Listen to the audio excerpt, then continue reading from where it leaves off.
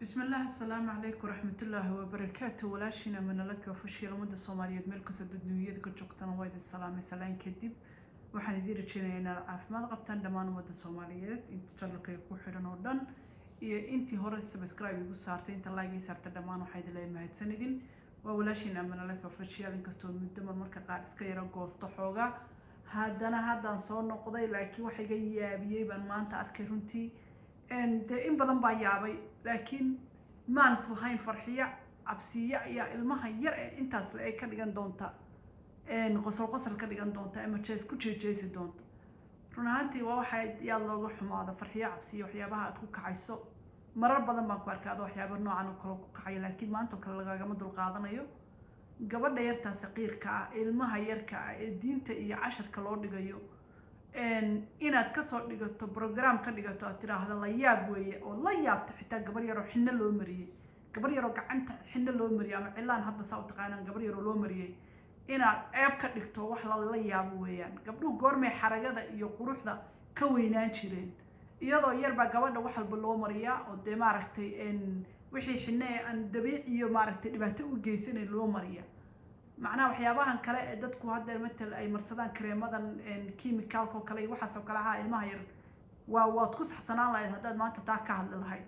laakiin ilmo yar oo xinno gacanta loo mariyay inaad ku soo qaado aad ku misaal dhigto waaba la guursadaan u malaynayaa maadaama ay xinno saacadda marsan tahay waad aragtaa inay saqiir tahay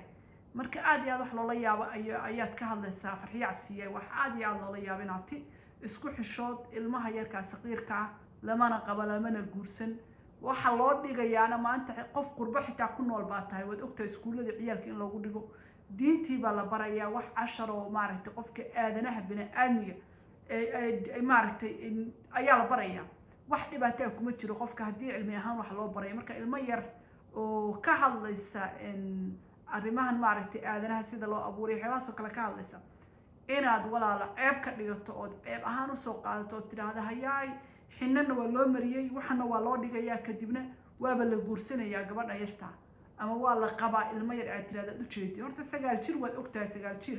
xitaa scientific qofka marka uu fiiriyo diintana uu ka fiiriyo labada dhinac baad ka fiirso ilmaha ilaa 9 jirka marka qaar habluhu way kala yihiin midba nooc weeyaan midba 9 jirku ay caadada ku heshaa midna kuma hesho marka haddii cilmi ahaan waxa loo baraya ilmihii oo la sii fahansiinayo ceeb kuma jirto wax ceeb kuma jirto waxaad kaloo ka hadashay oo videogaaga ku jira walaalaheen Soomaaliyeed shareer weyne beesha shareer weyne oo su'aal iska weydiiso oo tiri horta miyaynan islaam ahayn runtii waxyaabo cajiib aad ku hadlaysaa dad islaam inay yihiin waad ogtahay dad muslim inay yihiin waad ogtahay dad Soomaaliyeed inay yihiin waad ogtahay taas wax la iska weydiiyaa meesha ma taalo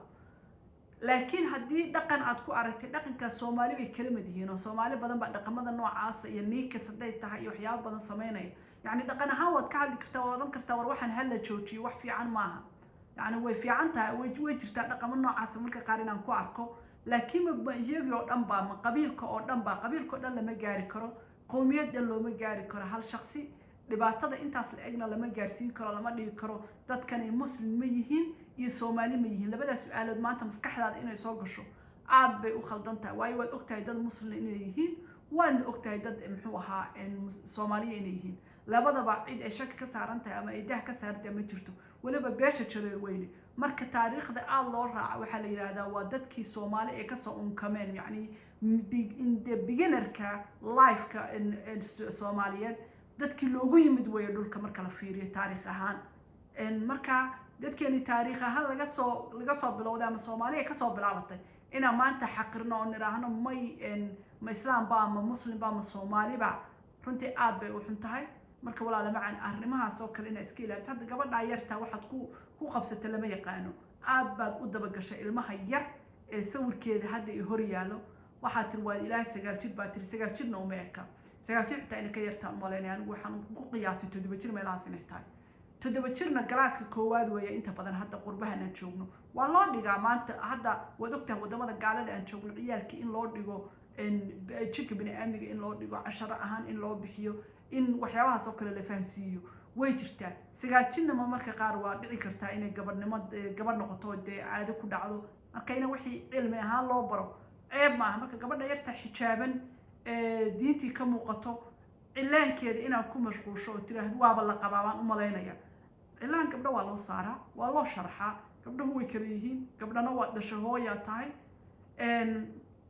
waad fahmi kartaa gabdhaha qaar ciyaalku markay yaryar yihiin qaar baa isagaba samaysan marwo isaga samaysan oo iska jecelo hooyadooda cilaan marsanaya markay arkaan raba inay ku daydaan oo loo mariyo max ceeba male dembina male ilmo yaroo hal gacan baa waliba u marsan xitaa gacanta kale uma marsana hal gacan bay xitaa u marsantay hadday xitaa labada gacmood iyo labada lugoodba u marsantay wax ceeba kuma jiraan waayo dembina ma ay gelin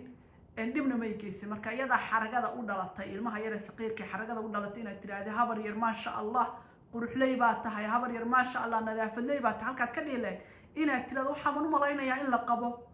gabadha yar intaa leeg la qosasho ku qosashaado intaa leeg ayeeyaad u noqon karta ilmo yar saqiir intaas leeg aad iyo aad wax lagu xumaadaad ku hadlaysaa marka wax gabar lagu caayo meesha ma yaalaan farxiyoy inaabtiya iska ilaali waxyaabaha qaladaadka noocan oo kale ah sidaad uga hadlayso marka qaar ka fiirso waxaad ka hadlaysaa dhaqamo xun waad ka hadlaysaa waa run gabdhaheena Soomaaliyeed qaar baa xumaaday qaar baa habeen iyo maalin baniikinaya qaar baa dhaqan xumo ku hadlaya yes waxyaabaha ka hadlaysa qaar waa habooyihiin oo wax saxan oo gabdhihii in laga hadlo way fiican tahay qaladaadkay gelayaan laakiin tan oo kale maaha ilaahay baana dilayay saqiirtan oo kale ma saqiirtan wax dambiya ma ay gelin dhib ma ay geysan cilmi hadday baranaysana waa cilmi qofka bini aadmiga u baahan yahay noloshiisa wax eeba male cilaan hadday marsataan ceeba leh marka saqiirtan yarta waad ku gaftay ana waxaan ku oran lahaa raaligelin ka soo bixi waxaa laga yaabaa in waalidkeed halkaas kaa fiirsadaan oy ku dhageystaan ma wanaagsan ilmo yar oo wanaag ku dhaqmaya in wax laga sheego adigoo xumaanti ka falaqaynaya waxaad soo gelisay xitaa hadalladaada muslimka sunniga ah baa tiri sunniga macnaha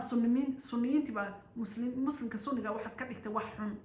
ma fahmaysaa shiico kale laga yaabaa in haddaad doonto aad aaminsan tahay because sida aad u hadlaysa ayaa hadalka aad u dhigaysa ayaa saasa sunniga muslimka sunniga dhaqankan ay leeyihiin saneen waxaasoo kale hal qof hal shaqsi xumaantiisa muslimiin laguma wada qaadi karo hal shaqsi xumaantiisa matal beesha jareer weyne oo kale gabadh xumaan samaynayso runtii wax laga naxa samaynayso waad soo saartay laakiin may matashaa qabiilka dhan waa maya ma matasho yacni way leeyihiin dhaqankaas qaar ku dhaqmaa way jiraan inay iska bedelaan way fiicnaan lahayd laakiin qowmiyadan iyo qabiil dhan laguma masaali karo hal shaqsi oo xumaaday oo dhaqan xun marka beesha jareer weyne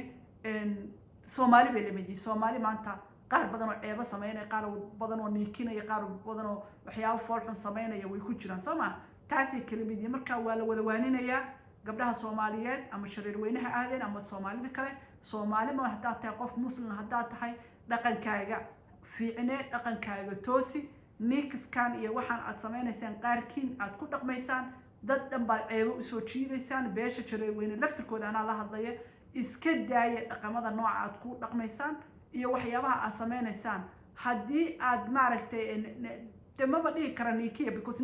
niikiskiina baa aad u foolxun ilaahay baana dilayay wax aad u foolxun baa samaysaan marka qaar laakiin ma la dhihi karaa waa dadkoo dhan ma la dhihi karo runtii farxiya inaabti waxaan ku odhan lahaa soo raaligeli reerkaas because qabiil dhan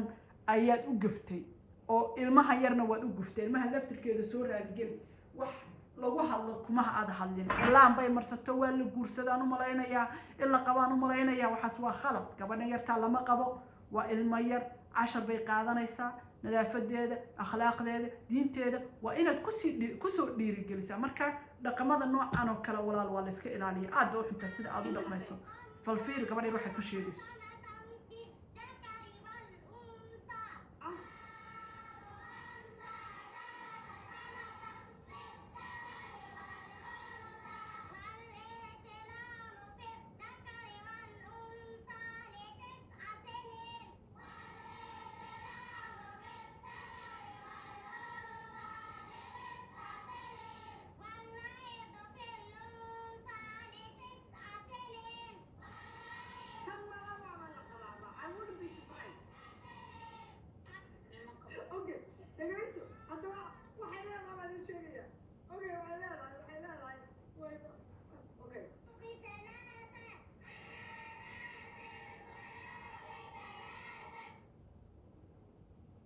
إلا قبان أمرينا بيلاها إلا قبان أمرينا بيلاها مركا إنا ساسرة وقوق الدنتها